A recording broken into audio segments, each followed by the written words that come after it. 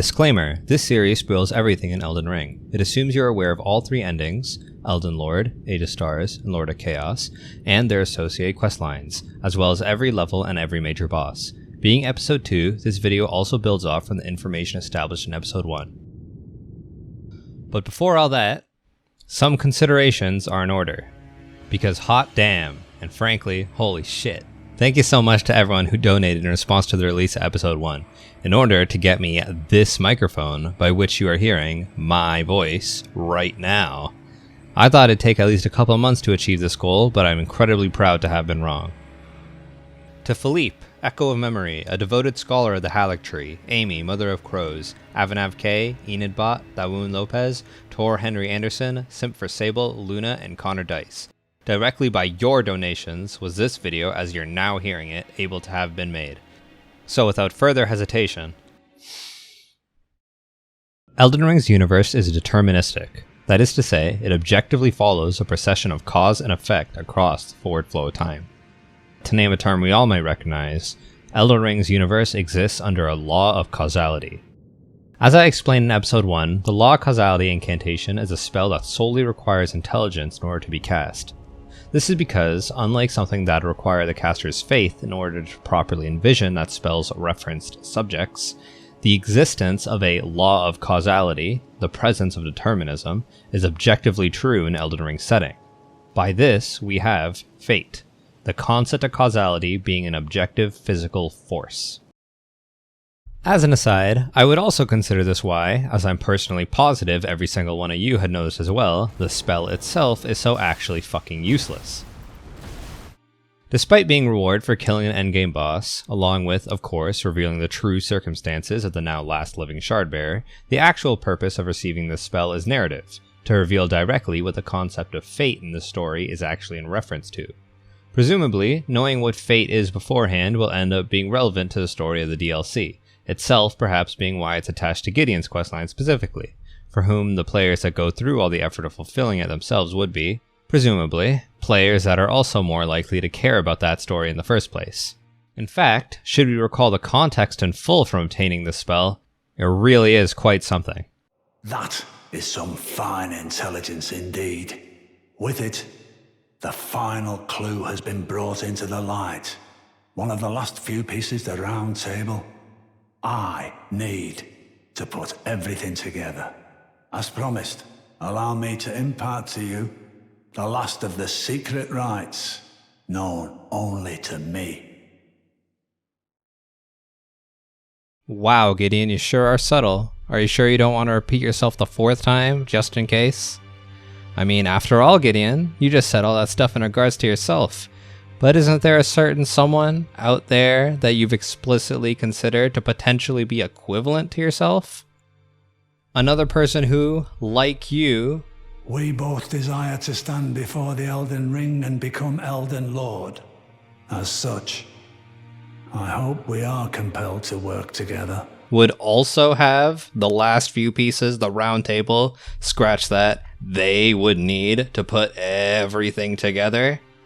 If you should learn anything of these matters, I'll trade your findings for a hidden treasure or a long-lost right, known only to me. And to whom among the last words you spoke to was this? Thus, I maintain the mantle of all-knowing. Perhaps the same could be said of guidance. Who's to say whether we'll remain who we are, once the fight is finished? What do you think? As one who aspires to become Elden Lord, where you explicitly wonder, to them, if you and they might be fundamentally the same kind of person, before asking, because they are someone aspiring to become Elden Lord, if they think that they are in fact the same as you. As in, literally giving them the choice for themselves as to whether they are like you or are not.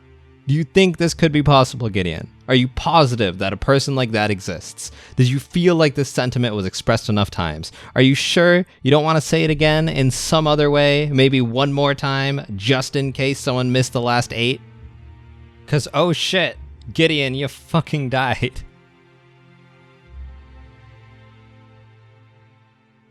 Darn. Well, I guess all that shit you just said about yourself, it can't really apply to you anymore now, can it? oh man, I wonder if there is any other person that exists who would have the capacity to pick up where you left off if they so chose. Someone else in the game who, since that you're dead, that maybe all that stuff you just said in reference to yourself earlier could only be applicable to them now instead. Such as, perhaps, the main character of the game. That to which, Gideon, you are a part of the supporting cast. Could you imagine the chance of that? Wouldn't that just beggar belief? So anyway, yeah, that's what the law of causality shows. Now, we don't require any amount of faith to use the law of causality. It means that to properly conceive causality as an objective force, in order to incant it, that task itself is just the knowing of something that's already true. You don't need to have faith in causality as a law to conjure its effects in the casting of your spell, because causality as a law already exists. Although again, specifically in regards to the setting of Elden Ring. And the reason I'm stressing this is specific to Elden Ring's universe so much is that the concept of causality is not a scientific law. While the universally understood relationship between causes automatically preceding their effects are indeed a fundamentally agreed upon conceit across all forms of science, the reasons behind our real-life principle of causality are the results of linear time. It is, itself, in effect, observable only as a consequence of special relativity. Because the concept of causality, by itself, doesn't actually explain things. It can't be used to measure and predict real-life processes the same way the law of inertia or some shit can be. And for this is why it isn't considered a scientific law. It isn't a force all to itself. It's just what's used to describe a consequence of a different force. This is all juxtaposed to the concept referenced by the law of regression, our very measurable and calculable force, the second law of thermodynamics. In other words, entropy, or, where its effects are well recognized, the existence of aging. So while cause and effect are indeed how things happen, one after the other, it isn't why things happen, one after the other. That is to say, in real life, the concept of causality doesn't make things. In this story, however, we find that the law of causality does make things. In Elden Ring, fate is merely the common phrase for describing causality, like aging is for describing entropy. And here, which, like entropy, is an objectively measurable and predictable power. In this setting, the nature of cause and effect is itself an actual component of physics, the same kinds of equations and experiments that can exist, by which one might describe and predict accurately how concepts like gravity and entropy behave, exist in the exact same way for causality. All in all, where the real concept of causality is effectively just the descriptor for the effects of something else, namely special relativity, in Elden Ring, the concept of causality exists as an independent cause unto itself. So to start for real this time of how fate exists in the story of Elden Ring, we can begin with the following statements. In the exact same way that Elden Ring's universe is thermodynamic, and because it's thermodynamic is how Elden Ring's universe has regression, Elden Ring's universe is deterministic, and because it's deterministic is how Elden Ring's universe has fate. Ha! Does a conceit like this strike you as too elegant for a setting written by From Software? Maybe so, maybe not so. Fortunately though, this was a setting written by GRRM, and for him you'll find such things are not on par. In that case then, to actually verify my explanation, along with its so-seeming elegance, we'll consider the direct examples of fate found in the game itself. Just like with how I had to deal with the depiction of souls in our previous episode, since a law of causality, that is to say determinism, isn't actually real, the only way by which we can conclude how fate functions in the story is by the story's own examples. And, as luck would have it, I've got just the thing to get us started. That's right, tarot cards. And so, I'll need you, my friend, to draw 3 cards from my hand.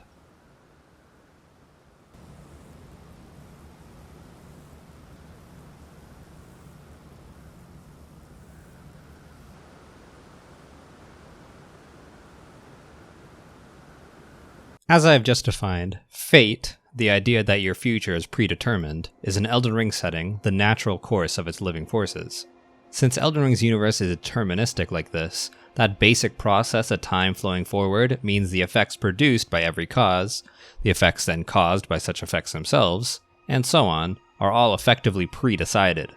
We recognize that with the line of dominoes, for example, the domino at the end of that line is guaranteed to fall if the start of that chain, the first domino in that line, itself falls. Despite the first and last dominoes themselves never directly touching each other, it remains the first domino's fault, as in, it's to the first domino that the cause traces back to, that the last domino's falling was actually made to happen. Like this is how the universe of Elden Ring physically behaves, just scaled up. Everything comes directly from something else, which came directly from something else, and so on and so forth ad infinitum by the forward passage of time, tracing all the way back to, I would guess, whatever this setting's equivalent to the Big Bang would be.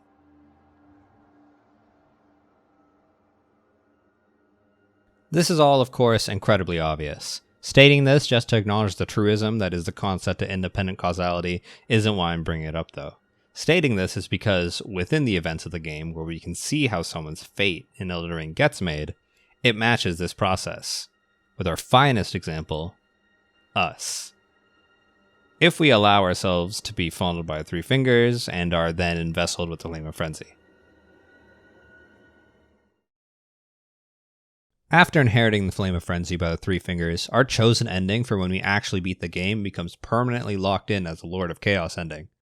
Where, when we stand in front of Fractured America, we're given no other option but become the Lord of Frenzied Flame. Indeed, all our Tarnished may do at this point is begin the Chaos ending now, or forestall the inevitable by leaving to come back at some later time. Unless, of course, we used a very specific item beforehand. The description of Mikla's Needle explains that it's capable of subduing the Flame of Frenzy, allowing us to explicitly avoid becoming the Lord of Frenzied Flame by cheating fate. Well, if not getting the Chaos ending, now that we have inherited Frenzied Flame, is cheating fate, then it obviously means that after inheriting the Frenzied Flame, becoming the Lord of Chaos became our fate. How then, precisely, did inheriting the Flame of Frenzy turn our Tarnished's fate into becoming the Lord of Chaos? By none other than the direct process of cause and effect. Because what physically happens, or is depicted to happen in-game, when we interact with the Fractured America after beating the final boss?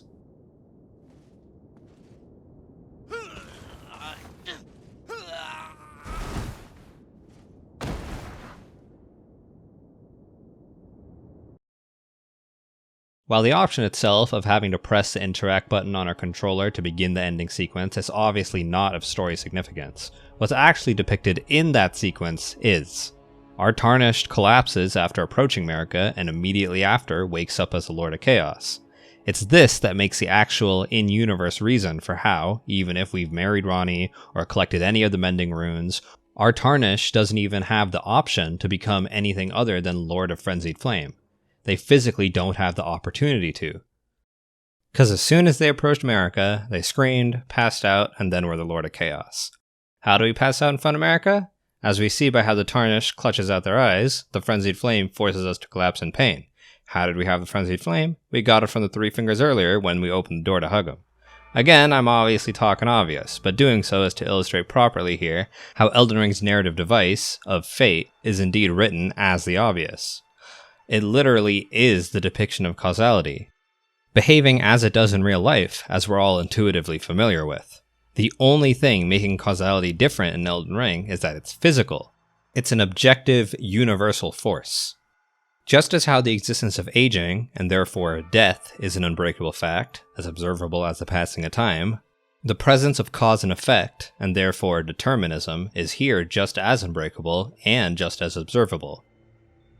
Referencing dominoes again, when the first domino falls, the final piece becomes guaranteed to fall.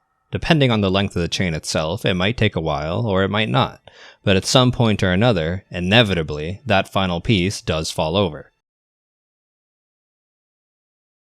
We can frame the work of the Three Fingers and its followers here as akin to being the specific setters up of their own first and last dominoes, distinct pieces where, through a series of directly lined up events, chaos was made to take the world.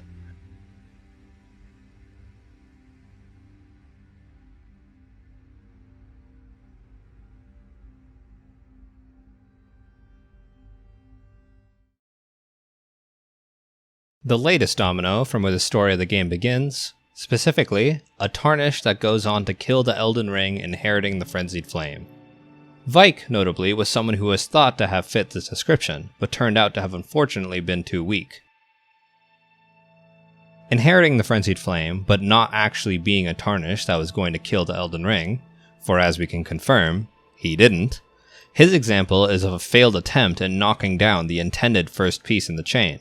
The man instead simply went insane. Our example, however, from if we inherit the Frenzied Flame, and if we continued playing the game unto the end, is of a success in knocking down that first piece, beginning the chain of events that, directly upon directly, led to that one fated finale. Because any infinite number of additional events can elapse across however many additional hours of gameplay for as long as it takes. At the end of it all, because of what Investling does to you, the Tarnished will become the Lord of Frenzied Flame. Whether a chain of dominoes is 10 pieces, 100 pieces, or a billion pieces long, once started, as we know, its final piece is always going to fall. Zooming back out into real life, however, in regards to this Frenzied Flame prescription I've been describing, there's the obvious potential for this story to be squandered. If, after being invested with the Frenzied Flame, it happened that you, sweet reader, just don't beat the game for any real-life reason, the Tarnished, literally speaking, does not go on to beat the final boss, and thus, obviously, does not go on to become the Lord of Chaos. This possibility, however, is actually accounted for by the game, as acknowledging this very scenario is what the depiction of Vikes is for. To explain what I mean precisely, where this fictional setting within which Elden Ring's story exists is deterministic, and in real life, within which the video game itself of Elden Ring exists, is not, the resulting interaction between these two, when real-life events contradict what are, in the story, deterministic events, simply force those fictional events into being retroactively annulled. Functionally, the story reveals that what were thought to be guaranteed future occurrences had actually been mistaken. In-universe characters like Shabriri and Hayata, for example, while personally believing are Tarnished powerful enough to become Elden Lord, it turns out that their judgment had just been incorrect. That specific chain of events leading to our Tarnished guaranteed becoming the Lord of Frenzied Flame and ushering in an Age of Frenzy that Shabriri and Hayata and so on had thought they were beginning, hadn't actually been begun. In this case, our Tarnished turns out to actually just never been en route to becoming Elden Lord in the first place. After all, of course, our Tarnished didn't. Due to real-life reasons from outside the story, in-universe, the actual chain of events that had been started was like the one that led to what Vike became. Now, does this appear incredibly contrived to you?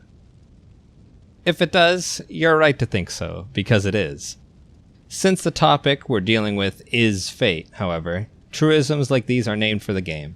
Where these ideas are present, it just has to be acclimated to that discussions of events that come to pass have to be treated as if exactly true as events that have already happened. It's a necessary concession for the concept. With all that understood then, we'll assume that you, sweet reader, as the player, do beat the game. So instead, the chain leading to the Lord of Chaos ending was what had actually been kicked off. And with this being the chain begotten, the only conceivable manner by which its final piece, the Lord of Chaos ending, does not occur is to somehow mess with the dominoes involved. Unfortunately, however, this universe exists under determinism, with the concept of causality being a physical law. The fall of that final domino is thus just as inevitable as the start of tomorrow after the end of today. To reiterate, the circumstances of this inciting event, inheriting the Frenzied Flame, by the principles of cause and effect, make it impossible for one to choose any other option at the end of the game. As such, it becomes our Tarnished's fate to become the Lord of Frenzied Flame. With the premise of someone not becoming the Lord of Chaos, despite inheriting the Frenzied Flame, being identified as the cheating of fate. All these same reasons are, of course, also why not becoming the Lord of the Frenzied Flame prior to hugging the Three Fingers is not considered cheating fate.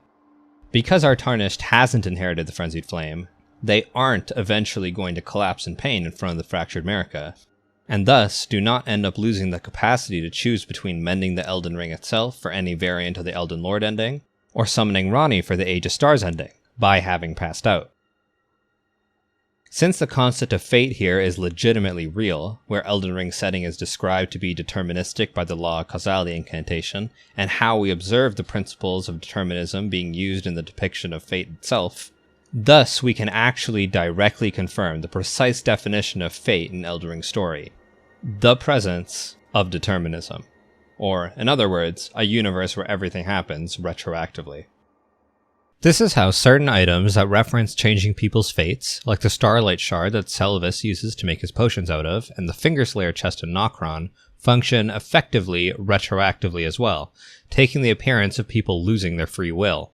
By magical mumbo-jumbo means, the Nox who sealed the Fingerslayer chest made it retroactively impossible to be opened by anyone who wasn't working for Ronnie, as that precisely is a requirement you need to reach to be able to open this chest. It's not actually that the thing is locked. If we come to the Fingerslayer chest without entering Ronnie's service first, it's that our Tarnished in-universe is just not physically opening the box. It simply isn't in their power to do so, because, for our Tarnished, they don't physically have that. The forces of the universe itself make it so. Okay, the fact that we're still supposed to be dealing with legit determinism is strangling a bit my ability to describe this. But basically, the Nox sealed this chest in a magic sort of way, where if someone was going to open it, but they didn't fit the criteria for knocking down this first domino, magically by the Nox determined to be the domino that would lead to actually opening this box, it turns out, continuous present tense, that actually our Tarnished wasn't going to open it. Which, as we see, we don't. Okay, that maybe is not describing the situation easily enough. Here it's like this.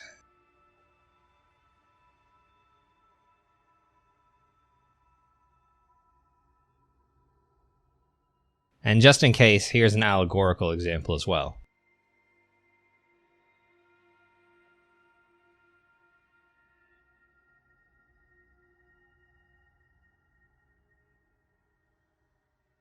The reason I'm wanting to stack all these examples is because, due to how completely enveloping the law of causality incantation's narrative reveal is, I do not want anybody to be left in the dust in regards to this topic. So hopefully with all that, we're all able to understand what the concept of existing under determinism precisely looks like. For, if the present is both dependent by the past and the future, then of course there ain't even the slightest of chances whatsoever in the changing of fate. How could one touch what currently doesn't exist, this which hasn't happened, and that which has already concluded? Indeed, for a being who, inherently and always, can only exist in the present, unless we are able to somehow screw with time itself, the ever-coming future is as untouchable as a long-gone past. So constrained we remain like cable cars along pre-built tracks. Which is actually quite fortunate because we are able to do that.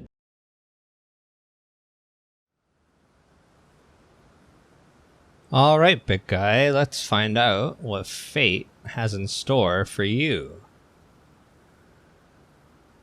The Tower.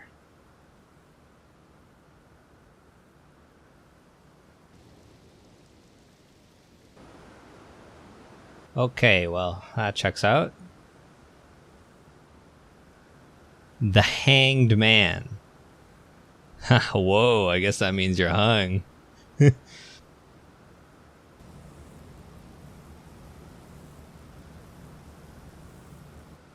Is that true?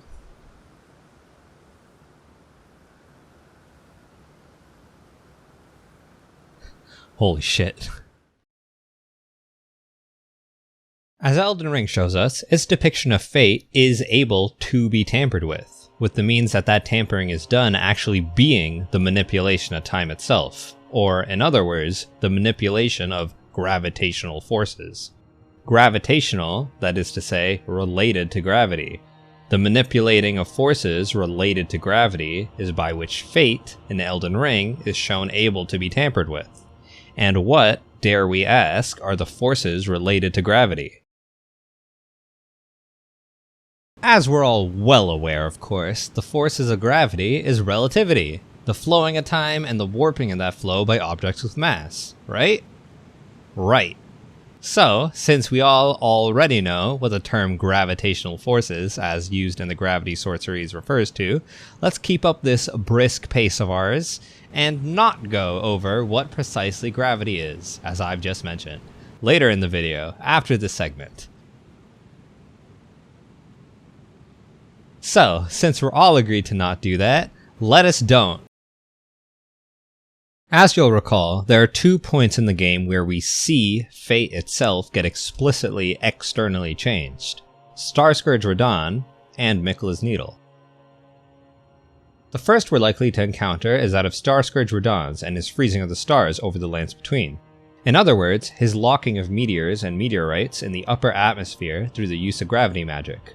As we learn, Radahn's freezing of the stars results directly in the freezing of fate itself, for the likes of Ranni, whose destiny included finding a way into Nokron, and even Sellen, whose destiny included a final encounter with the witch hunter Jaren.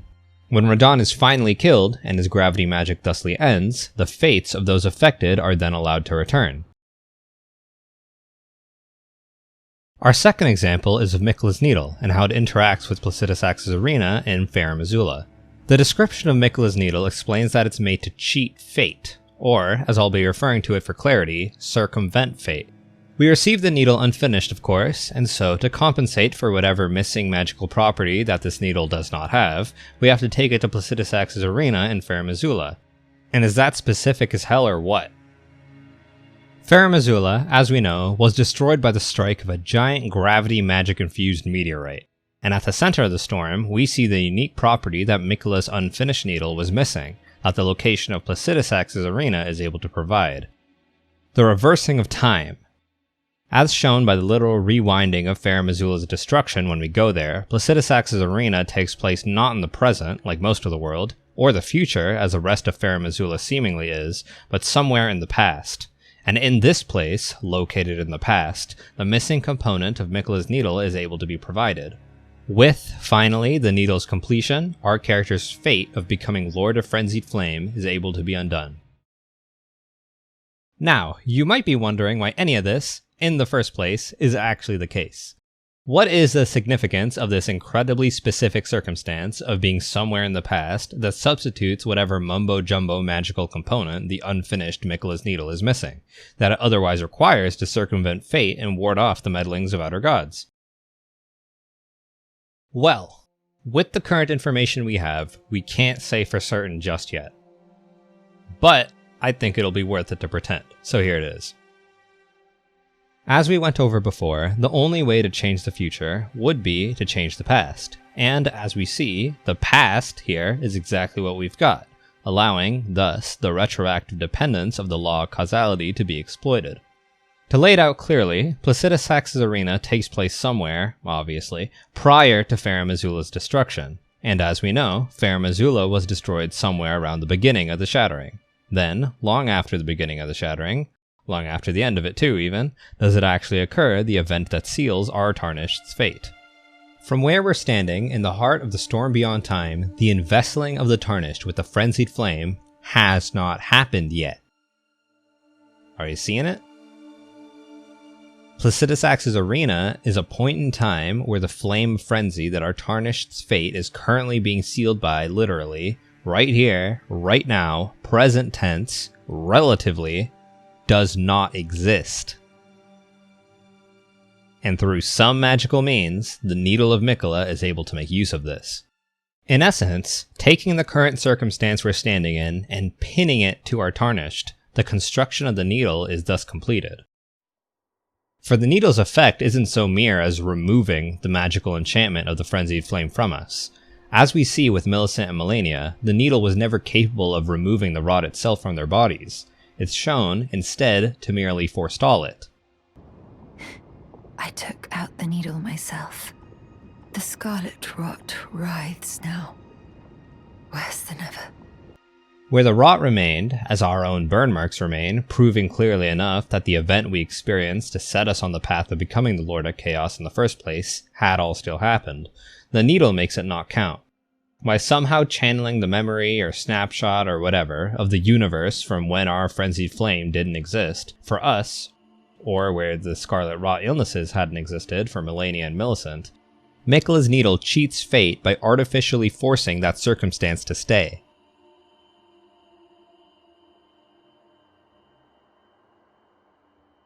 To reiterate, determinism, causality as a law, enforces that every event always, no matter what, has to be the direct result of a past event, along the linear forward passage of time.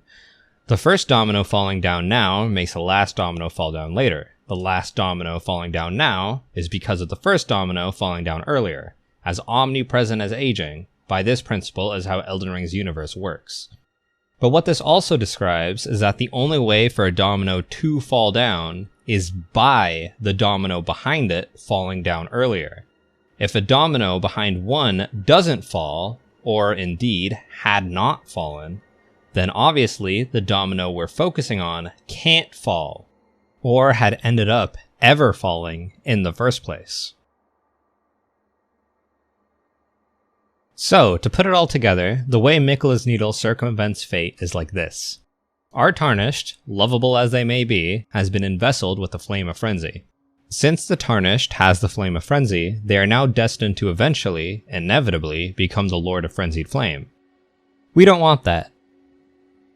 And by the way, if you're concerned about how the premise of someone wanting something that doesn't align with causality is possible in the first place, or, in other words, how there evidently exists free will in this story, despite the existence of determinism, it's because the universe of Elden Ring's setting is mind-body dualistic. In the preceding episode to this one, this will be laid out more properly, but I'll state the basics for now.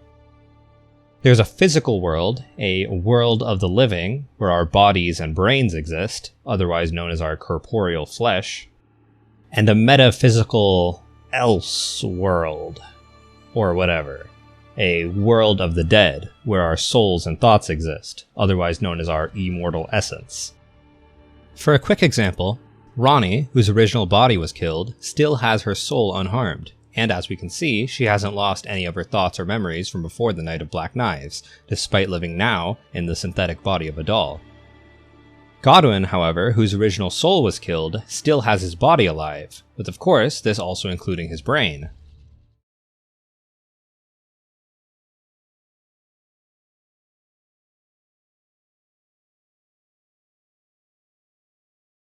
Now, if souls are where our thoughts are kept, and Godwin, Prince of Death, doesn't have a soul, that'd mean he isn't able to have thoughts, doesn't it? With this being so, what the hell is a brain that's supposedly still functioning, but without the capacity to actually think, supposed to look like? It's a very good question, and one that Elden Ring's story, by no accident, does indeed address. For if we visit Devon in the Chauffeur Aqueduct prior to the death of his brother, where the current owner of their shared soul is the one we know from the Round Table Hold, we're shown explicitly what it looks like to be a body without a soul.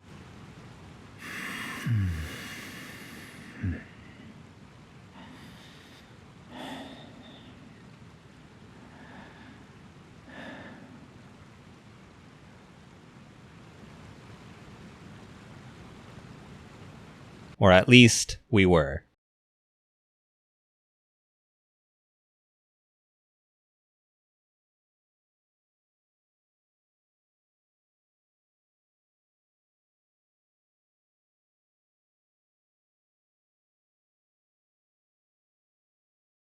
Still, it might just be that our big merman over here is sleeping just as well, some way or another. Wake up, you big bitch! As I was saying though, since in this setting, thoughts don't physically exist, they're not restricted by the universe's physical laws. Laws that, the actions we actually take, with our physical bodies, are restricted by. But such is his destiny. In such matters, Blythe's own thoughts hold no weight. It pains me so. But he must be neutralized. A world with freedom of thought, but without freedom of action. It's a painful existence, isn't it? Of course, it's by the same principle that it's possible for the people in Elden Ring to imagine things that aren't themselves realistic as well, like people in real life can. After all, if our minds weren't able to act as if separate from reality, How could a concept like faith, or ideas, and therefore ideology as a whole, even exist in the first place? Ugh, fuck. What was I talking about?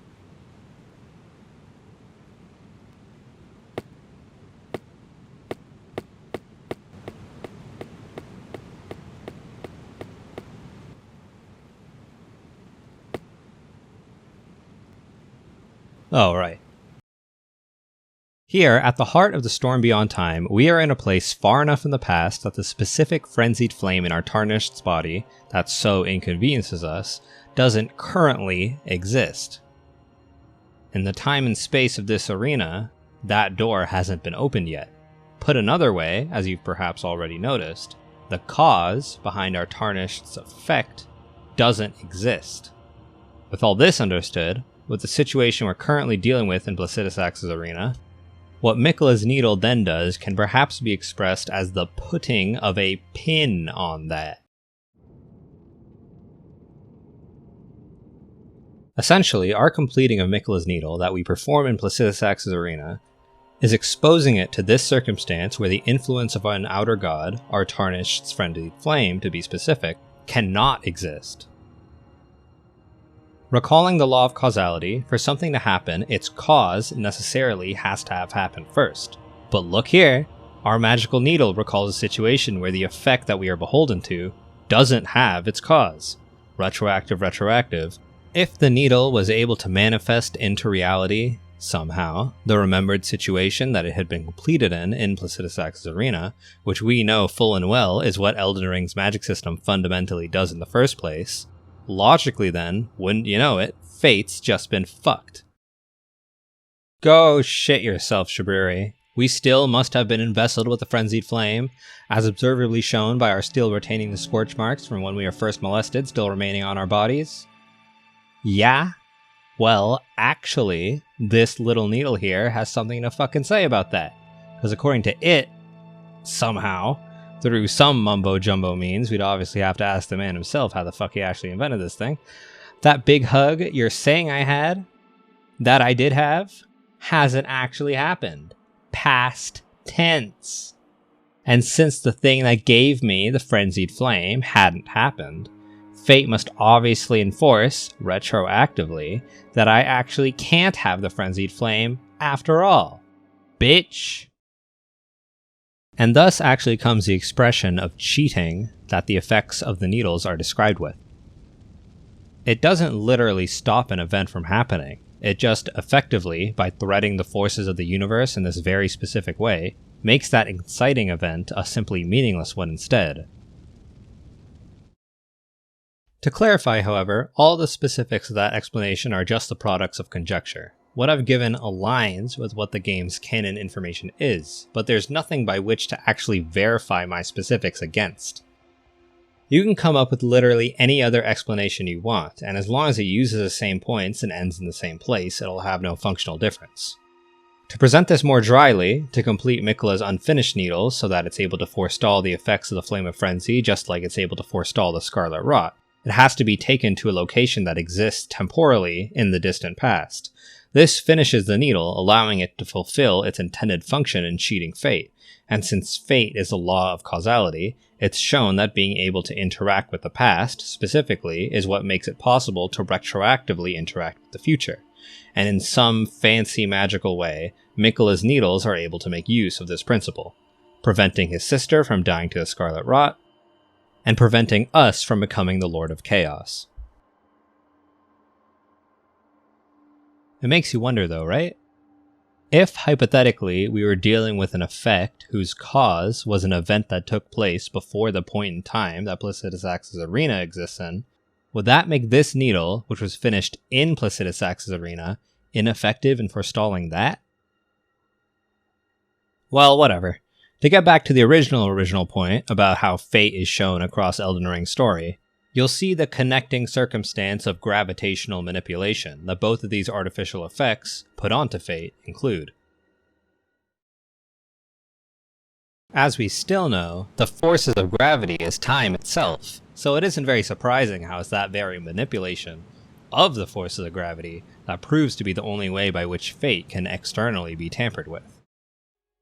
This is further reflected even by the relationship shown between fate and the stars. To clarify, the term stars in Elden Ring is used with regards to shooting stars and planets as well, rather than just solar stars. It would appear to be written in this way as a reference to actual medieval astrology, and while a frustratingly obtuse decision by my perspective for the game to emulate, we do see that all heavenly bodies get referred to as stars. The Bastard Stars weapon has stars in its very name, is described as being made of the same star debris that a stele is made out of, but are very obviously depicting planets, rather than what we call stars in real-life astronomy. The game uses the word relic in a similar manner as well, incidentally. But in any case, as an addition to how Bastard Stars shows us that planets are referred to as stars in this setting, we have the events surrounding Star Scourge Radahn himself. E.G. refers to the Star Scourge event as him standing up to those swirling constellations. And by the way, I hate you, E.G., for saying this. That line was so fucking confusing when I first played this stupid game, I swear to God. Although Selen gets a pass, because by that point in my playthrough I'd forgotten he said the same thing. But when we kill Radahn himself, we see exactly what swirling constellations actually refers to. The stars that once again resume their movement are all merely meteors and meteorites, who had obviously been falling to Earth until Radahn's gravity magic locked them in the upper atmosphere, as opposed to, of course, actual stellae fixi that actual constellations are made out of. Now, you may recall how astrology in real life is a fortune-telling pseudoscience. In Elden Ring, however, telling the future with astrology is shown to be absolutely and utterly real. Astrologers, as we see, are exclusively associated with the Intistat, and are the explicit precursors to what would become the natural philosophy of glintstone sorcery.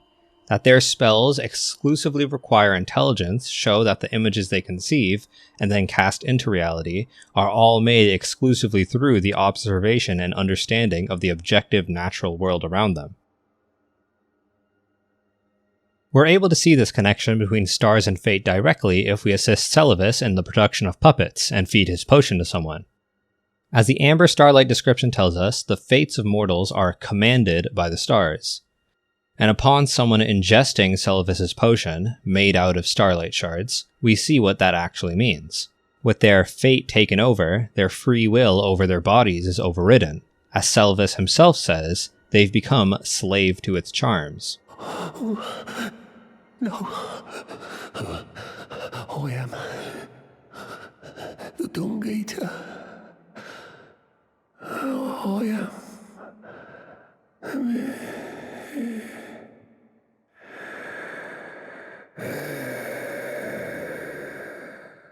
Next we find Dung Eater, and despite his earlier complaints, he's evidently walked himself into Celivis's basement with his soul made into a puppet. So we are shown, the stars themselves do alter fate, and by studying how fate was affected by them, as astrologers like the Carians and the Nox accomplished, they were able to emulate those effects, making them able to command fate themselves.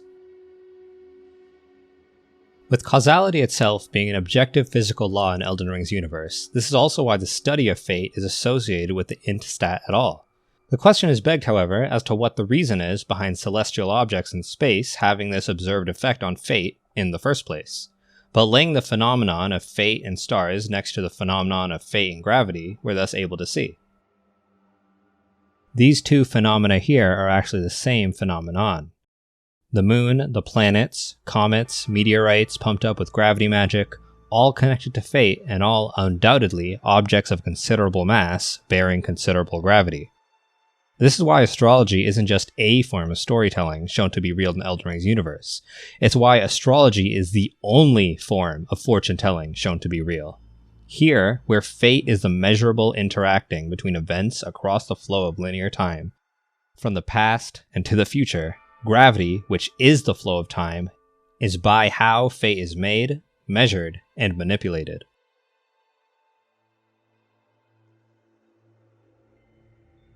Where the universe is held to the law of causality, the only method by which what links all things across time can be changed is by the alterating of time itself, by its artificial alteration, as Radahn and Miquella do with gravity sorcery, or by its natural alteration, as the stars do by just having gravity. With these two plot devices, the manipulating of time and determinism, in their totality, thus, we have the concept of fate in Elden Ring.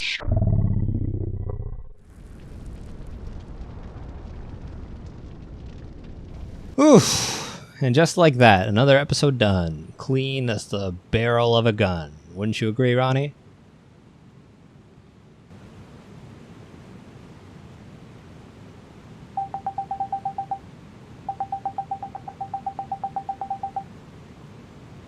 What? Everyone knows what gravity is. It's all over the dang place. How do you even not know it?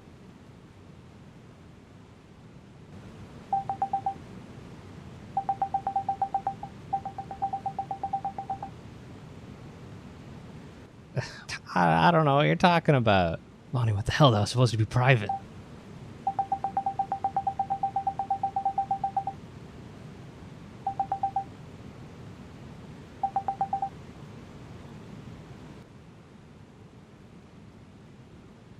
Okay, fine. If you happen to not know, here's where gravity comes from.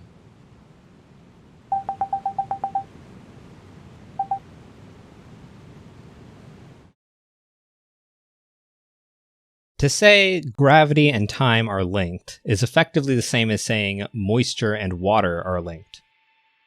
Strictly speaking, these statements are of course correct, but they are not what one would call particularly useful.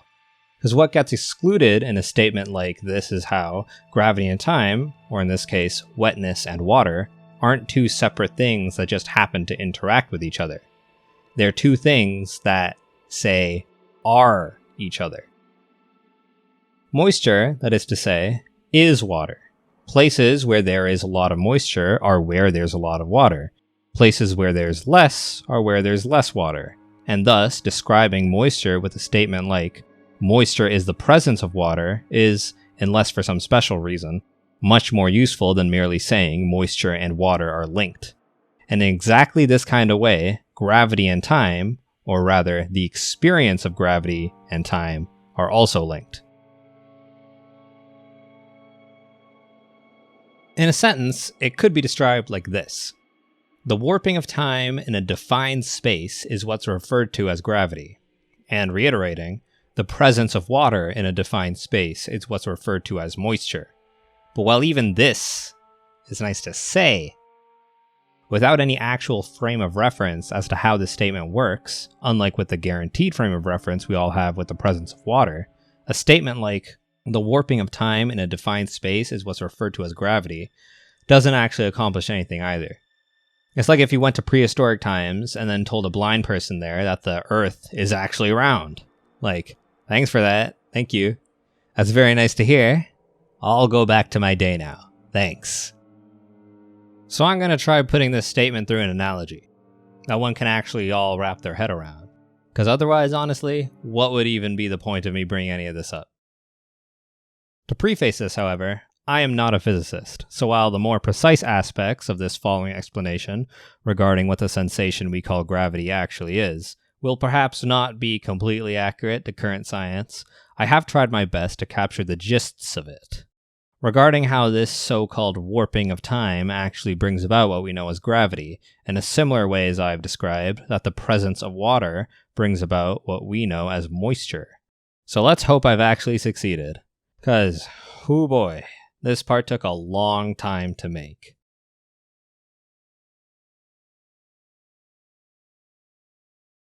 So, first of all, we need a defined space, so imagine that.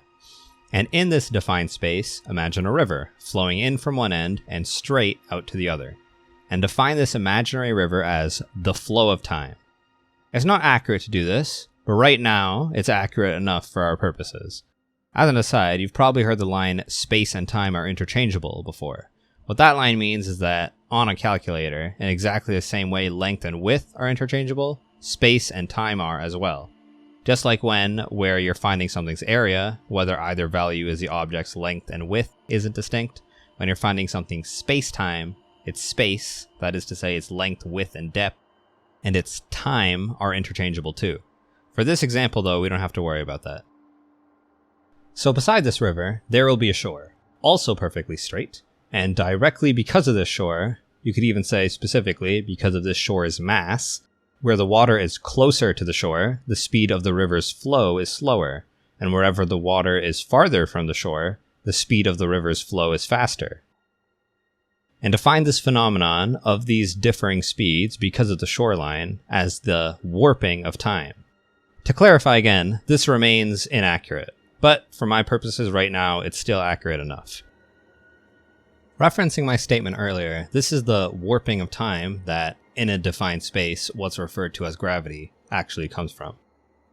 At the same time, I dare say what I've just gone over are two individual concepts that a lot of you are already familiar with, but in a way, say, that is kinda like remote. Where these concepts relating to general relativity and so on are on like a similar level of indirect comprehension as concepts like neutron stars or the Big Bang or even like Pluto are. So how exactly does the very directly comprehensible power of gravity, that direct physical force of our weight that we are all constantly feeling pulling us towards the ground, actually come out of this?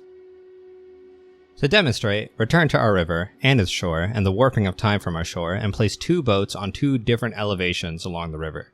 For all intents and purposes, imagine these boats as completely and utterly identical. As identical as a pair of photons even. And, for these same boats, imagine that there are also no outside forces able to directly affect them other than the flow of the section of river itself that they happen to be floating in. With our warping of the flow of time thing here established, we see the boat closer to shore being carried by the flow of time more slowly than the boat above it, farther from the shore. The observable difference in speed between these two boats, resulting by the affecting of the river's speed of flow from their relative proximity to our shoreline, is an illustration of the specific phenomena referred to as time dilation. Time dilation itself, however, is not by itself where our actual subject of gravity comes from yet either. Recall how I said these two boats were like photons. I mentioned this both for how they're supposed to be functionally identical, but also how, in this example, our two boats are behaving as, essentially, particles without mass. And just like how light, without mass, exists subject to time dilation without being directly subject to gravity, these boats are acting similarly. To finally demonstrate gravity itself then, take our boats from before, place just as before, and even with the same properties as before, but instead of being separate, attach them to each other with a solid pull. As time passes, the slower boat, like a fulcrum, pulls, or rather appears as if to be pulling, the faster boat back, and by the solid pull connecting both, the trajectory of both boats ends up pointing more towards the shore. At the same time, the resulting drag between the slower boat and the faster boat makes the object as a whole float slower as well.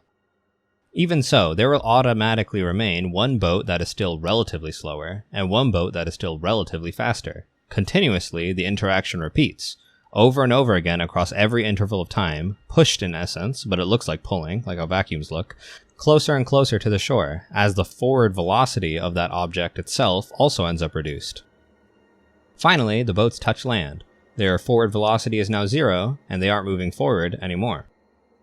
Zooming in, considering these boats as larger solid shapes all to themselves as well now, we can see the phenomenon of different speeds between the water's flow near the bottom of the boats to the water's flow near the top of the boats still exists, and thus the exact same events from before are still ongoing.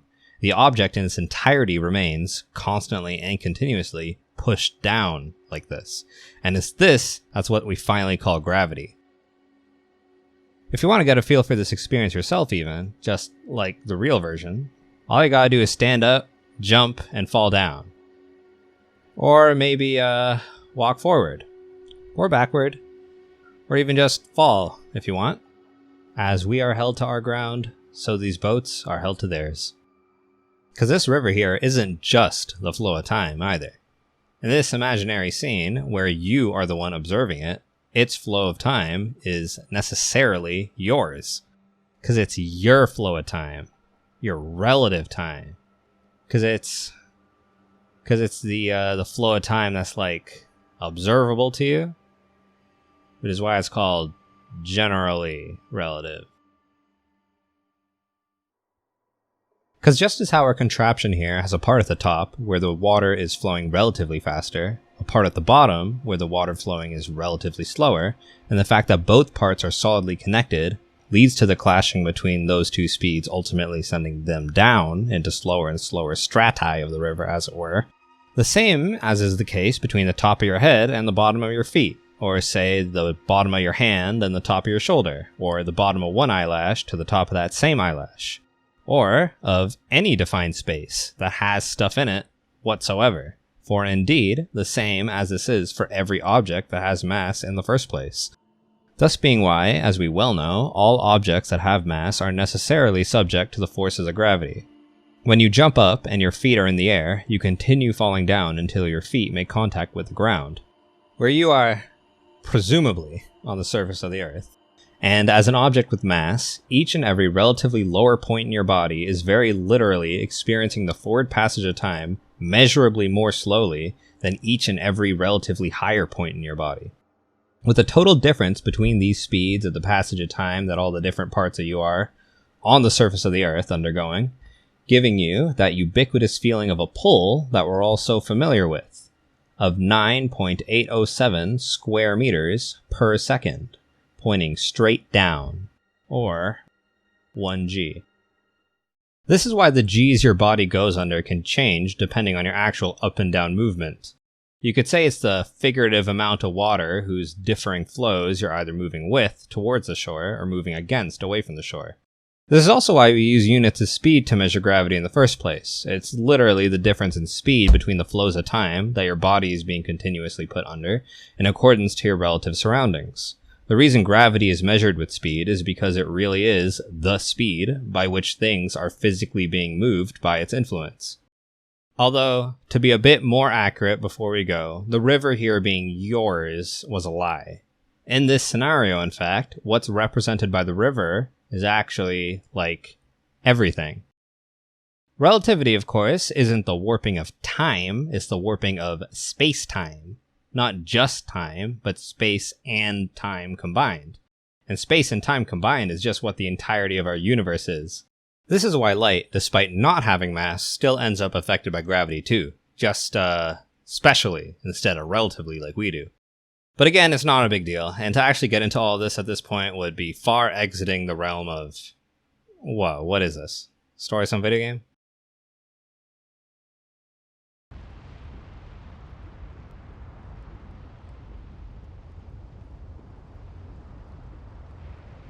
So, yeah, that's what gravity is.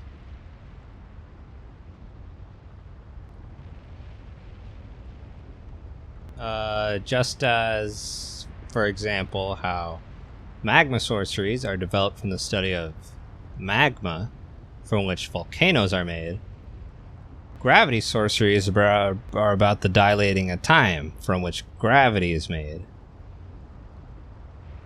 That's what the forces of gravity are, that the gravity sorceries themselves explicitly serve to manipulate. And thus, with the corroborating evidence of everything I went over prior to this section, is how it is determined that in Elden Ring's universe, gravity, parallel to real life, is acknowledged to be the product of the forces of time. So there, now all of us know what gravity is. But you wanna know what gravity isn't? Whatever the hell is making gravity sorceries act as if they have fucking polarity. Alabaster Lord's pull? Onyx Lord's repulsion? And what the hell is this? Gravity crest? That's what it says. That's what it appears to be saying. And looking at the logo itself, well, it has a planet, and planets have a lot of gravity, so that would check out. But what the fuck are these? If the gravity crest is supposed to be depicting what I'll go so far as to assume it's supposed to be a depiction of a planet's field of gravity, why doesn't it look like this? The theory of relativity does not include fucking polarity. That's not gravity. That's magnets!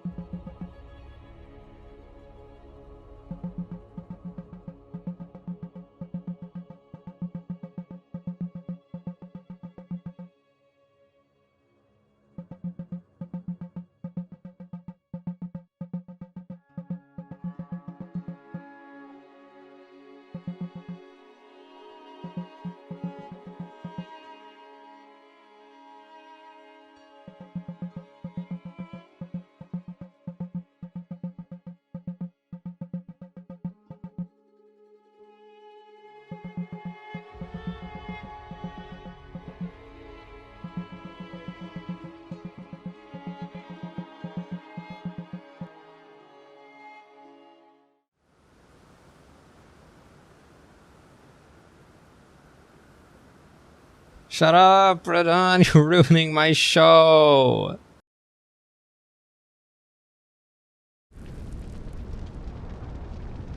But this time with my voice, to announce the full debut of none other than the TLGTW official fan club, also known as my OF, and no, I am never going to let go of that name. So, the OF, with every Canadian dollar going towards another gallon or a few of sweet-burning gasoline. By donating to my coffee, you'll be sustaining me, TLGTW, directly to help in keeping my head on fire, as you've surely seen the results of now. My goal is, and my hope for that matter, is that by the support of the OF, I'll be able to dedicate both more time and a lot more focus towards the producing of my work, since I won't have to be worrying about things like my phone bill or food as much. Altogether meaning more stuff from yours truly, and faster too. Of course, the premise alone of a mere donations page is no unfamiliar thing, nor is that itself what marks this day as the true debut of my OF, for if one becomes a monthly donator to the OF, an official member of the official fan club, you receive a number of exclusive bonuses. Starting with, for starting members and upwards, donating $3 Canadian or more, the biggest and greatest of my OF's benefits. Access to the TLGTW official fan club members only kinda monthly newsletter, covering the likes of development breakdowns for my own work, supplementary content for such works, such as for the series you're watching right now, early reveals, updates, work in progresses for future plans, stuff like the games I've eaten recently, and even topics chosen by you guys. If you tell me you really want me to talk about a particular thing, alongside Q&A or correspondence with the members of the OF themselves, I can put that there too. And finally, a sketchbook section at the end, displaying excerpts from my sketchbooks, thumbnails, process works, and so on. With kinda monthly being the thing, cause sometimes a month passes without anything very interesting managing to happen, or I've been focusing all my time towards one particular thing. And for the times when it is those times, the following issue of the newsletter will be released a month and another after the previous one, instead of the month directly after. Where if the previous issue had been a month ago, the written half of that newsletter will be between 6,000 and 7,000 words, and where the last issue was 2 months ago, the written half of that newsletter will be between 9,000 to 10,000 words, with an appropriately upsized sketchbook section as well. It's a real thing, is what I'm meaning to get across with this, and for $3 or more, you'll gain access to all of it, past and present, regardless of when you actually do it. With the first issue of the TLGTW official fan club members only kinda monthly newsletter, issue 0, being released from this video's release next month. Originally, my plan was for it to be concurrently out with the video you're watching right now, but hey, hasn't this taken long enough already? As a plus, delaying issue 0 will give me the opportunity to actually include a Q&A section for it. So, in the interim till then, for those of you with any kinds of questions for me, send them to my email at OfficialTLGTW@gmail.com. Signed off with a pen name of your choosing, and if you don't include a pen name I can use, I'll just refer to you without one. The most interesting questions and their respective answers will then be found in the newsletter's following releases. And as to why, you might ask, this first release would be called issue 0, because the eventual second release, to be called issue 1, will be, very specially for that issue, available for free. After which, the rest of the members-only newsletter will be properly members-only. If your sole interest was the newsletter itself, and you aren't sure if it alone was worth becoming a member of my OF, you can wait until then to get a feel for what you'd be paying for. This still is not where the official fan club ends, however. As for full members, who donate $6 or more, you'll gain access to everything else. Downloadable files, yes, regarding all my works. The scripts to this video and the last one for now, and, as I make more things, all the stuff pertaining to those too. Joining as a full member can be considered the full attraction for my OF as a whole, in addition to all the regular work that you're already supporting the production of by donating to me in the first place. And finally, for those specially interested in leaving a mark of their own with such regular works, the remaining 2 tiers of the TLGTW official fan club are for you. committee member and I in gold committee member. As you might guess, these two tiers are related. Simply put, being a member of the committee to my OF gives you the special perks of including your names with my work, immortalized alongside me and your fellow members of the committee. At $15 a month, if you are a committee member, then at the start of every video like this, your name will be displayed with thanks for your supporting my continued production. And at $24 a month, if you are an I in Gold committee member, well, first of all, holy shit, thank you. But then at the start of every video like this, your name will be displayed and read out alongside an epithet of your own choosing, proclaimed aloud with special thanks. Like the intro for a TV show, right? And with all of my proceeding stuff, you'll be subject to thanks and special thanks in those just as well. As of right now, what I've just gone over will be what the OF is all about. But I plan it isn't going to stay that way. Eventually, committee members will be made victim to exclusive bonuses and extra stuff for when I make them. For example, I don't know, maybe if I released like a Dojin/zine or something, you committee members will all just automatically be provided a copy for free. And or with exclusive art in it or something. Admittedly, my plans for the official fan club aren't so fully organized, but it is by intention. Maybe there will be exclusive free stuff released to normal members too, and not just committee members. Maybe there will be like a general discount on merch for the entire OF as a whole, if I ever decide to make merch. All in all, we'll see what works. Ultimately, the official fan club isn't being designed with the interest of it being just some static thing. But at the same time, the main purpose of the OF will always be the direct supporting of me and what I make. If, or if not, for any conceivable reason, or no reason at all, you don't donate towards my official fan club, know that the brunt of my work will always remain free to consume. That, above all, is something that will not change. Fire burns everything, as they say. So how could I be anything else? And I intend to burn for a good long while. So to all of you, I hope you stick around to enjoy it. And now, with all this said, I will return you to the proper end of ER with SET Episode 2. What? The end of Episode 2? What about the corrections for Episode 1? Like fixing the coverage of what defines an Empyrean, or not forgetting to explain what the Rune of Death actually does, or the extremely big, incredibly bad mistake I'd made in regards to the ideology of the Frenzied Flame. Right, Ronnie?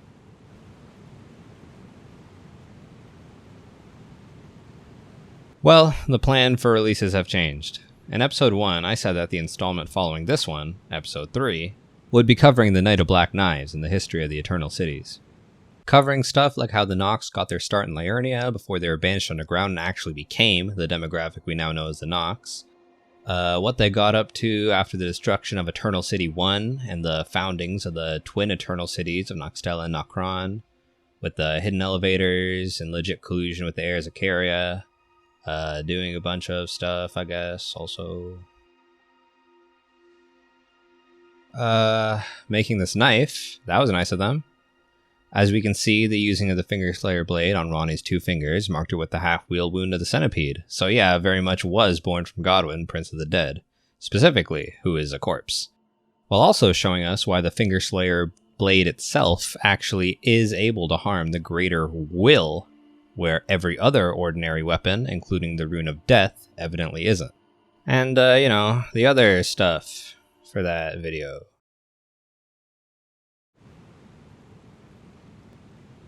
Well, the plans have changed. All that stuff is still coming, but what I referred to in the previous episode as Episode 2 to precede Episode 3 has instead been split into 3, all of which to be released separately, and the first of which is the video you're watching right now.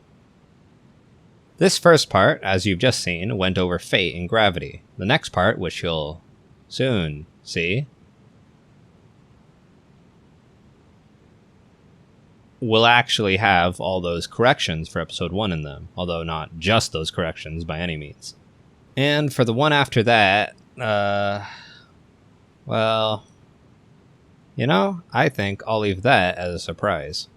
So, I'll see you around for those ones, whose scripts, you might be pleased to hear, are actually already complete. So who can say how soon they'll really be when you soon see them? And as for why what was intended to be a singular episode 2 has been split like this, well, the video you're watching right now is the shortest out of all of them.